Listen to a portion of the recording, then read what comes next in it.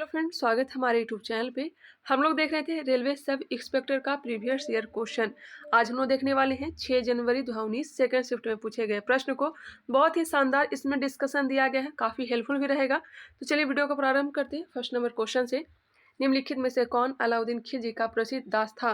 पहले खुद से आंसर देने का प्रयास करिएगा, उसके बाद ही आंसर देखा करिएगा। अलाउद्दीन खिलजी का प्रसिद्ध दास कौन था? यह हो जाएगा मलिक काफूर। मलिक काफूर। अलाउद्दीन ने उसे गुजरात आक्रमण के दौरान 1000 दिनार में खरीदा था, इसलिए इसे 1000 दिनारी भी कहा जाता है। खिलजी का जो दक्षिण विजय का अभियान जो था, यह करने का श्रेय किसे जाता है? मलिक काफूर को ही। नेक्स्ट क्वेश्चन, विंध्य और सतपुड़ा पर्वतमाला को जोड़ने वाला इनमें से कौन सा लिंक है? विंध्य पर्वत और सतपुड़ा पर्वतमाला को जोड़ने वाला इनमें से कौन सा लिंक है? तो हो जाएगा मैकाल रेंज। मैकाल रेंज। विंध्य श्रेणी दक्षिण भारत की नदी प्रणाली के साथ गंगा प्रणाली के बीच जल विभाजक के रूप में कार्य करती है। मैकाल श्रेणी विंध्य और सतपुड़ा को जोड़ने वाली कड़ी बनाती है। सतपुड़ा रेंज विंध्य के दक्षिण में पूर्व पश्चिम दिशा में 7 पहाड़ों की एक श्रृंखला है। इसमें राजपीपला पहाड़ियाँ, महादेव पहाड़ियाँ और मैकाल रेंज शामिल है। नेक्स्ट है, आर्थिक उत्तरदायित्व और बजट प्रबंधन अधिनियम का मुख्य उद्देश्य है। आर्थिक उत्तरदायित्व और बजट प्रबंधन अधिनियम का मुख्य उद्देश्य क्या है? तो आर्थिक एकत्रीकरण। आर्थिक एकत्रीकरण राजकोषीय व्यवस्था में अनुशासन लाने के लिए तथा सरकारी खर्च तथा घाटे जैसे कारकों पर नजर रखने के लिए राजकोषीय जवाबदेही एवं बजट प्रबंधन कानून को वर्ष 2003 में तैयार किया गया था तथा इसे 2004 में प्रभाव में लाया गया था। यह सार्वजनिक कोषों तथा अन्य प्रमुख आर्थिक कारकों पर नजर रखते हुए बजट प्रबंधन में महत्वपूर्ण भूमिका निभाता है। इसके माध्यम से देश के राजकोषीय घाटों को नियंत्रण में लाने की कोशिश की गई थी। नेक्स्ट क्वेश्चन, किलिमंजारो पर्वत श्रृंखला किस महाद्वीप में है? किलिमंजारो यह है कहाँ? अफ्रीका में। माउंट किलिमंजारो अफ्रीका महाद्वीप का सबसे ऊंचा पर्वत तथा विश्व के 7 सबसे ऊंचे पर्वतों में से एक है। इसकी ऊंचाई 5895 मीटर है। यह अफ्रीका महाद्वीप के तंजानिया देश में स्थित है। यह पर्वत विषुवत रेखा के समीप स्थित है। नेक्स्ट क्वेश्चन, संयुक्त राष्ट्र विकास कार्यक्रम ने अपनी पहली मानव विकास रिपोर्ट जारी की। संयुक्त राष्ट्र विकास कार्यक्रम ने अपनी पहली मानव विकास रिपोर्ट जारी की। तो यह जारी कब की है बताएंगे? यह जारी की है 1990 में। 1990 में मानव विकास रिपोर्ट संयुक्त राष्ट्र विकास कार्यक्रम यूएनडीपी द्वारा जारी की जाती है। किसके द्वारा? मानव विकास रिपोर्ट संयुक्त राष्ट्र विकास कार्यक्रम यूएनडीपी द्वारा जारी की जाती है। इसे पहली बार 1990 में जारी किया गया था। मानव विकास सूचकांक एक समग्र सूचकांक है जो 4 संकेतकों को ध्यान में रखते हुए मानव विकास में औसत उपलब्धि को मापता है। क्या क्या है? तो जन्म के समय जीवन प्रत्याशा, स्कूली शिक्षा के अपेक्षित वर्ष, स्कूली शिक्षा के औसत वर्ष और सकल राष्ट्रीय आय। क्या क्या है? जन्म के समय जीवन प्रत्याशा, स्कूली शिक्षा के अपेक्षित वर्ष, स्कूली शिक्षा के औसत वर्ष, सकल राष्ट्रीय आय। नेक्स्ट क्वेश्चन, अफ्रीका के अर्ध शुष्क उष्णकटिबंधीय सवाना क्षेत्र को किस रूप में जाना जाता है?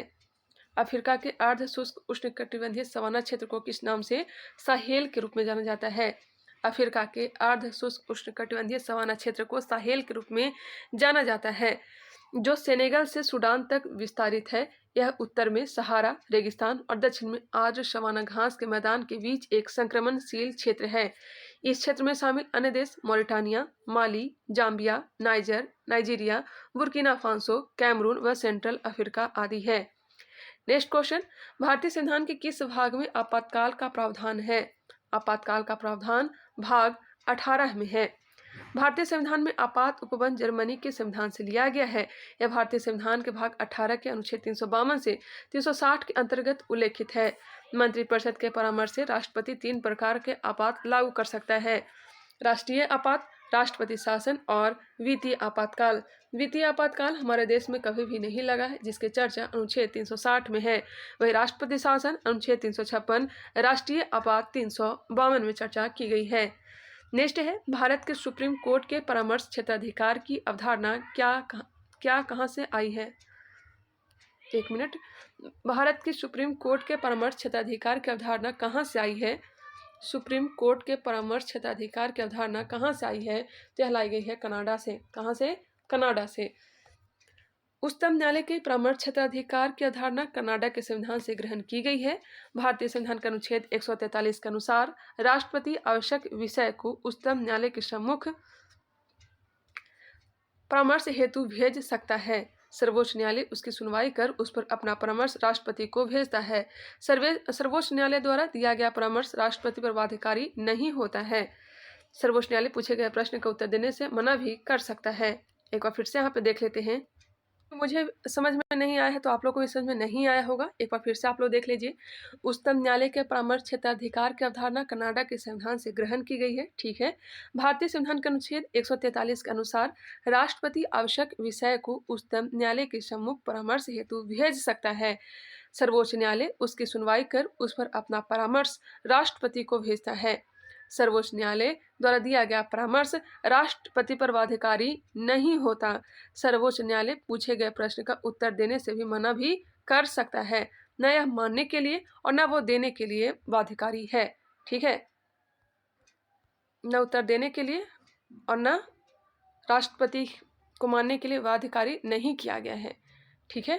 नेक्स्ट, लावनी का प्रसिद्ध लोक नृत्य है। लावनी कहाँ का लोक नृत्य है? तो यह हो जाएगा महाराष्ट्र का। कहाँ का? महाराष्ट्र का। आंसर क्या दिया गया है? ऑप्शन नंबर बी ही दिया गया है। लावनी महाराष्ट्र का सबसे अधिक लोकप्रिय नृत्य है। यह विशेष पारंपरिक परिधान में किया जाता है जिसमें नृत्यांगना 9 मीटर की साड़ी पहनती हैं। कितने मीटर की? 9 मीटर की साड़ी पहनती हैं। इस नृत्य में अध्यात्म और श्रृंगार दोनों भावों का मेल होता है। लावनी शब्द लावण्य या सुंदरता से लिया गया है।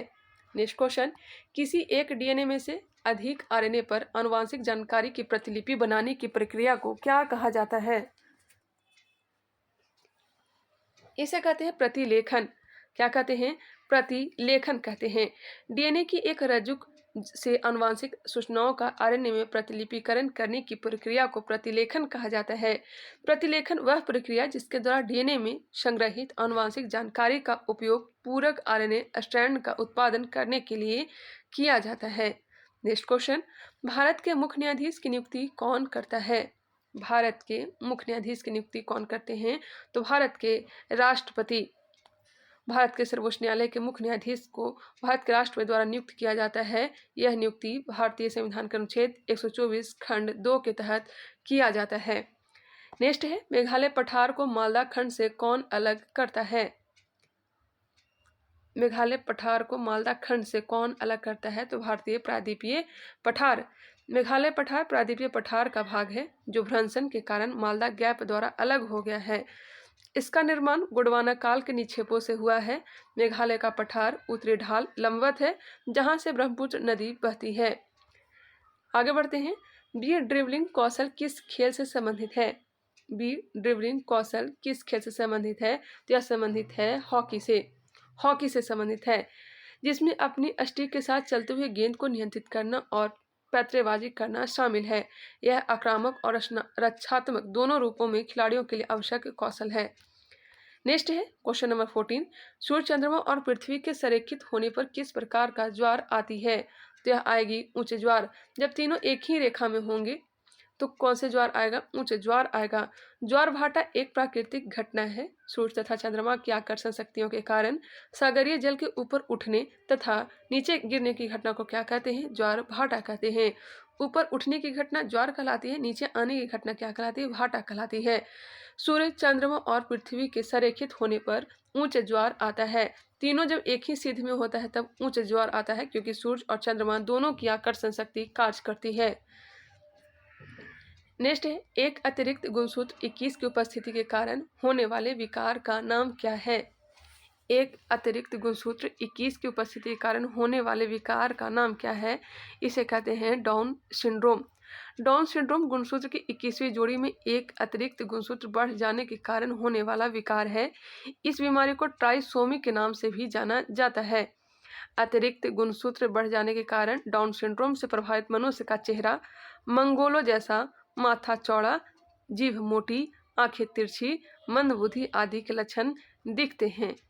क्वेश्चन नंबर 16, शीतकालीन ओलंपिक 2018 किस देश में आयोजित किया गया है? शीतकालीन ओलंपिक, इसे आप लोग करेंट के अनुसार से याद रखेंगे। नेक्स्ट क्वेश्चन है, यहाँ पे शीतकालीन ओलंपिक 2022 का दिया गया है जिसका आयोजन बीजिंग चीन में किया गया था। ओलंपिक खेल प्रत्येक 4 वर्ष प्रायोजित किया जाता है। नेक्स्ट है अजंता के चित्र किस धर्म के सामान्य विषय हैं? अजंता के चित्र कौन से धर्म के सामान्य विषय हैं? तो यह हो जाएगा बौद्ध धर्म। बौद्ध धर्म। अजंता में कुल 29 गुफाएं हैं, जिसमें 4 चैत्य गृह और 25 विहार हैं। इस गुफा का निर्माण ईसा पूर्व 2री शताब्दी से लेकर 7वीं शताब्दी के मध्य किया गया था। गुफाओं की दीवारों तथा छतों पर बनाए गए चित्रों में सर्वाधिक महत्वपूर्ण चित्र जातक कथाओं, जो कि बुद्ध से जुड़ा हुआ है। जातक कथाएं, जिसमें बुद्ध के पूर्व जन्म की कहानी इसमें मिलती है।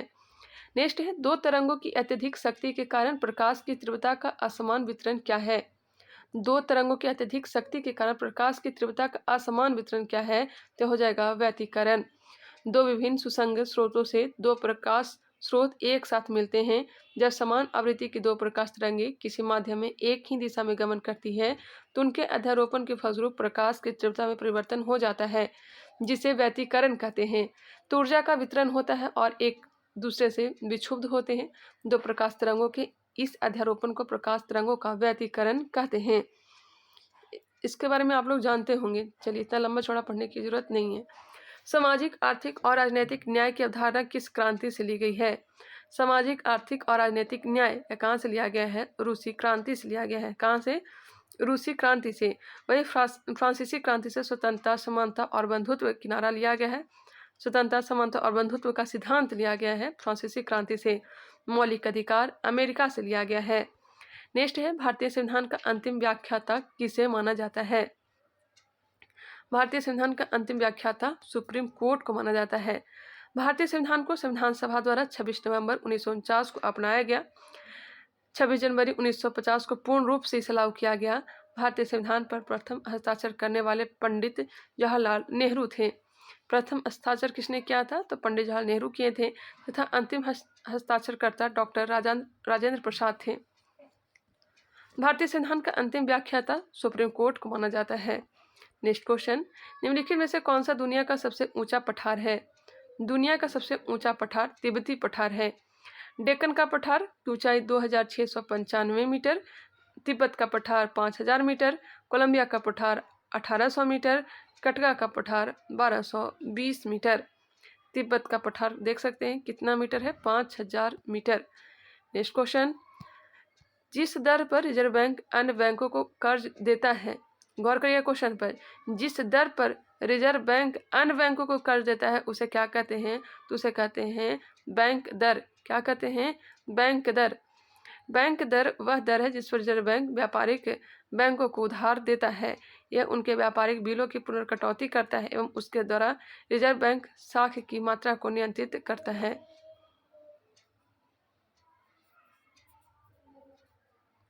नेक्स्ट है, प्रति इकाई आयतन में द्विध्रुवीय गति को कहा जाता है।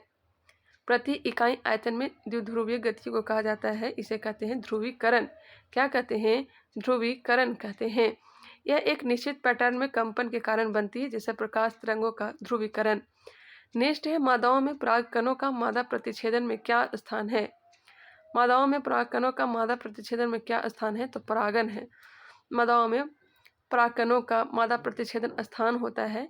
एक पुष्प के परागकण को उसी पुष्प या उसी जाति के अन्य पुष्पों के वर्तिकाग्र या उसी जाति के अन्य पुष्पों के वर्तिकाग्र पर पहुंचने की क्रिया को क्या कहते हैं? परागन कहते हैं। नेक्स्ट है, निम्नलिखित में से कौन बास्केटबॉल से संबंधित है? बास्केटबॉल से संबंधित हो जाएगा ड्रिबल। ड्रिबल, ड्रिबलिंग बॉल को एक बार में एक हाथ से लगातार फर्श पर उछालना है। वेनिस का एक प्रसिद्ध यात्री कौन था? वेनिस इटली का यात्री कौन था? तो मार्को पोलो था। कौन था? मार्को पोलो था। इसे मध्यकालीन यात्रियों का राजकुमार कहा जाता है। इसने पांड्य शासक मारवर्मन कुलशेखर के शासनकाल में दक्षिण भारत की यात्रा की थी। किसके समय? तो पांड्य शासक मारवर्मन कुलशेखर के शासनकाल में दक्षिण भारत की यात्रा की थी। मिलित पन्हों में मिलिद में बौद्ध धर्म से जुड़े सवाल का जवाब किसने दिया? मिलित पन्हों में मिलिद में बौद्ध धर्म से जुड़े सवालों का जवाब किसने दिया? तो नागेश्वर ने दिया था। नागेश्वर ने दिया था। मिलित पन्हों पाली भाषा में लिखित बौद्ध ग्रंथ है। इसके रचनाकार नागसेन है। इसमें यूनानी राजा मिनांडर तथा नागेश्वर के संवाद का वर्णन है। नेक्स्ट है, देश में पहली बार राष्ट्रीय योजना बनाई गई। राष्ट्रीय योजना बनाई गई किस देश ने पहली बार राष्ट्रीय योजना बनाई है? भारत के सापेक्ष में नहीं पूछा जा रहा है, विश्व के सापेक्ष में पूछा जा रहा है। तो पहली बार राष्ट्रीय योजना रूस के द्वारा बनाई गई थी। रूस ने पहली बार राष्ट्रीय योजना बनाई थी। वर्ष 1951 में भारत में योजना आयोग का गठन किया गया। भारत में योजना आयोग का गठन 1951 में नहीं, 15 मार्च 1950 को किया गया था तथा प्रथम पंचवर्षीय योजना 1951 से 56 की शुरुआत की गई थी। यहाँ पे योजना आयोग सुधार करिएगा, 15 मार्च 1950 को योजना आयोग की स्थापना की गई थी। नेक्स्ट है लोअर या फिर लघु हिमालय और शिवालिक के बीच की संकीर्ण घाटी को पश्चिम में कहा जाता है। लघु हिमालय और शिवालिक के बीच की संकीर्ण घाटी को पश्चिम में भी कहा जाता है, इसे कहते हैं दुन्स। आगे देख लेते हैं आंसर क्या दिया गया है, दुन्स ही दिया गया है। लघु हिमालय और शिवालिक के बीच की संकीर्ण घाटी को पश्चिम में दुन्स कहा जाता है। दून घाटी के लिए एक स्थानीय शब्द जैसे कि देहरादून, कोठारी दून, पतली दून आदि। नेक्स्ट है चर चुंबकीय क्षेत्र के माध्यम से विद्युत प्रवाह के उत्पादन की प्रक्रिया को कहा जाता है, इसे कहेंगे विद्युत चुंबकीय प्रेरण। विद्युत चुंबकीय प्रेरण कहेंगे कि किसी चालक को किसी परिवर्ती चुंबकीय क्षेत्र में रखने पर उस चालक के सिरों के बीच विद्युत वाहक बल उत्पन्न होने की घटना को विद्युत चुंबकीय प्रेरण कहते हैं। नेक्स्ट है महादायी जल विवाद न्यायाधिकरण में कौन से राज्य शामिल है? महादायी जल विवाद मतलब मांडवी जल विवाद। गोवा शामिल है, कर्नाटक शामिल है और महाराष्ट्र शामिल है। गोवा, कर्नाटक और महाराष्ट्र। मांडवी जल विवाद न्यायाधिकरण में गोवा, कर्नाटक, महाराष्ट्र शामिल है। यह कर्नाटक में भीमगढ़ के पश्चिमी घाट से निकलती है। कहाँ से निकलती है मांडवी नदी? तो कर्नाटक के भीमगढ़ के पश्चिमी घाट से निकलती है और अरब सागर में जाकर मिल जाती है। यह मुहाने पर कोरमुरगांव बंदरगाह बनाती है। कौन सी बंदरगाह? कोरमुरगांव बंदरगाह। इनमें से कौन एशिया और उत्तरी अमेरिका को अलग करता है? एशिया और उत्तरी अमेरिका को कौन सा अलग करता है? तो यह हो जाएगा बेरिंग जल संधि, बेरिंग स्ट्रेट। बेरिंग स्ट्रेट प्रशांत और आर्कटिक महासागरों को जोड़ती है और एशिया अमेरिका को पृथक करती है। यह लगभग 82 किलोमीटर चौड़ा तथा 30 से 50 मीटर गहरा है। सुएज नहर लाल सागर को भूमध्य सागर से जोड़ती है। किस मुद्रा को भुजंगासन प्रदर्शित करता है? किस मुद्रा को भुजंगासन प्रदर्शित करता है? तो यह हो जाएगा कोबरा। भुजंगासन व्यायाम के रूप में हठ योग और आधुनिक योग में एक लेटे हुए पीठ मोड़ने वाला आसन है। भुजंगासन कोबरा मुद्रा को प्रदर्शित करता है। इस आसन में शरीर की आकृति फन उठाए हुए भुजंग अर्थात सर्प जैसी बनती है, इसलिए इसे भुजंगासन कहते हैं। नदी के मार्ग में बनने वाली नई जलोढ़ मिट्टी को क्या कहते हैं? जलोढ़ भूमि को क्या कहते हैं? नई मिट्टी को कहते हैं खादर, पुरानी मिट्टी को कहते हैं बांगर। नदियों द्वारा लाई गई मिट्टी को जलोढ़ मिट्टी कहते हैं। इसमें मिट्टी में पोटास की बहुलता होती है, लेकिन नाइट्रोजन, फास्फोरस, ह्यूमरस यह सब की कमी होती है। यह भारत की सबसे उपजाऊ मिट्टी है। पुरानी जलोढ़ मिट्टी को बांगर तथा नई जलोढ़ मिट्टी को खादर कहा जाता है। नेक्स्ट है किसी यौगिक में परमाणुओं की संख्या का बहुत सरल अनुपात को ज्ञात करने के लिए किस सूत्र का उपयोग किया जाता है? किसी यौगिक में परमाणुओं की संख्या का बहुत सरल अनुपात को ज्ञात करने के लिए किस सूत्र का उपयोग किया जाता है? तो हो जाएगा मूलानुपाती सूत्र। मूलानुपाती सूत्र। नेक्स्ट है राष्ट्रपति की उपस्थिति में भारत का कार्यवाहक राष्ट्रपति कौन होता है?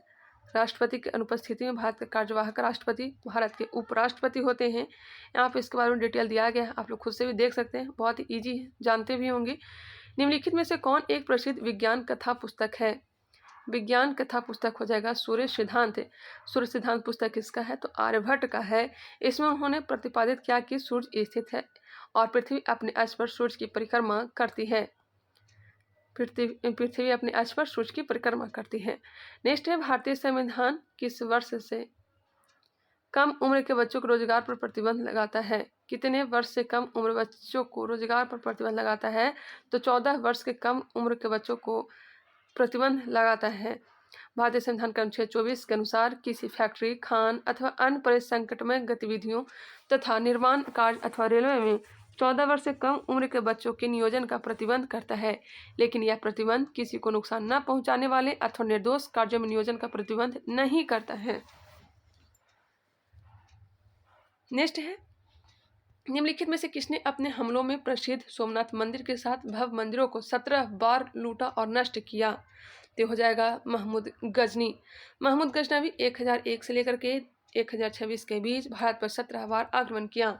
इसने गुजरात के सोमनाथ मंदिर पर आक्रमण 1025 में किया। यहाँ के शासक भीमदेव या फिर भीम प्रथम को पराजित किया। इसने मंदिर से अथाह संपत्ति को लूटकर वापस लौट गया था। नेक्स्ट है, प्रसिद्ध बोरोबुदुर मंदिर कहाँ स्थित है या फिर किनको समर्पित है? ये मंदिर है कहाँ? तो यह हो जाएगा इंडोनेशिया में और यह समर्पित है बुद्ध को। यह इंडोनेशिया में स्थित है तथा विश्व का सबसे बड़ा बौद्ध मंदिर है। इसका निर्माण 9वीं शताब्दी में शैलेंद्र राजवंश के शासनकाल में हुआ था। नेक्स्ट है, किस कार्य क्षमता के कणों से भरे कुल अंतरिक्ष के प्रतिशत के रूप में कहा जाता है? किस कार्य क्षमता को कणों से भरे कुल अंतरिक्ष के प्रतिशत के रूप में कहा जाता है? इसे क्या कहेंगे? तो इसे कहा जाता है पैकिंग कार्यशीलता। पैकिंग कार्यशीलता को कणों से भरे कुछ अंतरिक्ष के प्रतिशत के रूप को कहा जाता है। खगोल विज्ञान ऐसा विज्ञान है जो बाहरी अंतरिक्ष में वस्तुओं के अवलोकन, विवरण और मापने से संबंधित है। AKFI का फुल फॉर्म बताना है तो इसका फुल फॉर्म हो जाएगा amateur kabaddi federation of India. Amateur kabaddi federation of India जो भारत में कबड्डी के सेल का कार्यभार संभालती है। यह महासंघ वर्ष 1973 में अस्तित्व में आया। नेक्स्ट है, निम्नलिखित में से कौन दिल्ली में यूनेस्को की विश्व धरोहर स्थल नहीं है? एलिफेंटा गुहा दिल्ली में नहीं है, जबकि हुमायूं का मकबरा, लाल किला, कुतुब मीनार यह सभी के सभी दिल्ली में स्थित हैं। अजंता की गुफाएं कहाँ हैं बताएंगे, और एलिफेंटा की गुफाएं कहाँ हैं तो हो जाएंगे महाराष्ट्र में। यह महाराष्ट्र में मुंबई के गेटवे ऑफ इंडिया से 10 किलोमीटर दूर अरब सागर में एलिफेंटा द्वीप पर स्थित है। इसमें कुल 7 गुफाएं हैं। अन्य धरोहर दिल्ली में अवस्थित है। एक प्रणाली की इकाइयों को दूसरी प्रणाली में बदलने के लिए किस पद्धति का उपयोग किया जाता है? परिमाण विश्लेषण का। परिमाण विश्लेषण राष्ट्रपति द्वारा किसी विधेयक को मंजूरी दिए बिना और उसे वापस नहीं लेने पर इसे कहा जाता है जिसे अनिश्चित काल के लिए लंबित रखा जाता है। इसे कहेंगे पॉकेट वीटो। राष्ट्रपति द्वारा किसी विधेयक को मंजूरी दिए बिना और उसे वापस नहीं लेने पर इसे पॉकेट वीटो कहा जाता है जिसे अनिश्चित काल के लिए लंबित रखा जाता है। पॉकेट वीटो का प्रयोग राष्ट्रपति द्वारा विधेयक अनिश्चित काल के लंबित रखने के लिए किया जाता है। वह न तो विधेयक को अस्वीकार करता है, न ही विधेयक को पुनर्विचार के लिए लौटाता है। भारतीय संविधान के अनुच्छेद 111 के तहत राष्ट्रपति को वीटो शक्ति का प्रयोग करने का अधिकार प्राप्त है। पॉकेट वीटो का प्रयोग किसने किया था? तो ज्ञानी जैल सिंह ने। राज्यसभा में सदस्यों की कुल संख्या कितनी होती है? तो हो जाएगा 250। 238 सदस्य निर्वाचित, 12 मनोनीत किए जाते हैं। वर्तमान में सदस्यों की संख्या 245 है, जिसमें 233 निर्वाचित होते हैं और 12 मनोनीत होते हैं। आगे है, निम्नलिखित में से किस क्षेत्र में वानिकी का प्रतिशत सर्वाधिक है? वन का प्रतिशत सर्वाधिक कहाँ है? तो मिजोरम। कहाँ है? मिजोरम। करंट के अनुसार से याद रखिएगा, ठीक है। यहाँ पर 2021 के अनुसार दिया भी गया है। 1945 में लोगों की योजना द्वारा तैयार की गई थी। 1945 में लोगों के द्वारा तैयार की गई थी, तो यह हो जाएगा M.N. राय। लोगों की योजना तैयार की गई थी, अच्छा, पीपुल योजना M.N. राय के द्वारा तैयार की गई थी 1945 में। मार्क्सवादी समाज से प्रेरित इस योजना द्वारा कृषिगत एवं औद्योगिक उत्पादनों में तेजी वृद्धि करके आम जन को आवश्यक जरूरतों को उचित मात्रा में उपलब्ध कराने का प्रयास किया गया था। नेक्स्ट है, 2018 राष्ट्रमंडल खेल टूर्नामेंट किस देश में आयोजित किया गया? इसे भी करंट से अनुसार। नेक्स्ट क्वेश्चन, फिरोज शाह तुगलक ने किस वर्ष किस प्रसिद्ध शहर का गठन किया था? माफ करिएगा, फिरोज शाह तुगलक ने किस प्रसिद्ध शहर का गठन किया था? तो यह हो जाएगा हिसार। जौनपुर का भी गठन किया था, फिरोजाबाद का गठन किया था। फिरोज शाह तुगलक ने वर्ष 1354 में हिसार, जो कि हरियाणा में है, उसने इस नए नगर हिसार ए फिरोज को महलों, मस्जिद, बगीचा, नहर तथा अन्य इमारतों से सजाया था। हिसार फारसी शब्द है जिसका अर्थ किला होता है या फिर घेरा होता है। अब यहाँ से शायद रीजनिंग और मैथ का प्रश्न दिया गया है। मैं तो यही कहूँगी कि आप लोग टेलीग्राम चैनल्स ज्वाइन कर लीजिए, वहाँ से आप लोग मैथ रीजनिंग का क्वेश्चन अच्छे ढंग से देख लें या फिर खुद से सॉल्व करने का भी प्रयास करें। तो चलिए मिलते हैं नेक्स्ट वीडियो में, तब तक के लिए धन्यवाद। वीडियो पसंद आया तो लाइक करिएगा, कमेंट करके बताइएगा। बाकी सब्सक्राइब नहीं किए तो सब्सक्राइब कर लीजिए, साथ ही साथ बेल आइकन को क्लिक कर लीजिए। मिलते हैं नेक्स्ट वीडियो में, तब तक के लिए धन्यवाद।